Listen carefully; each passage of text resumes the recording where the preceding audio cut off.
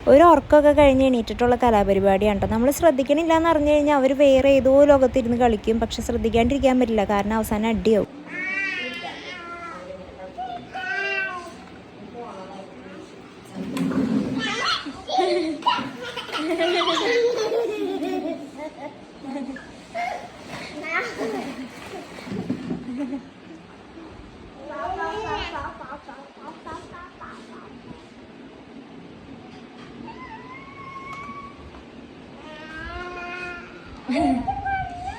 ചീത്ത പഞ്ഞാര് അവന്റെ അടിയിലേക്ക് പോലെങ്കിൽ വാ.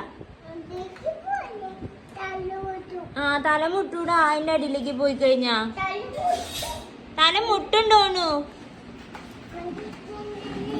ആ ആ ചേട്ടൻ വേണം.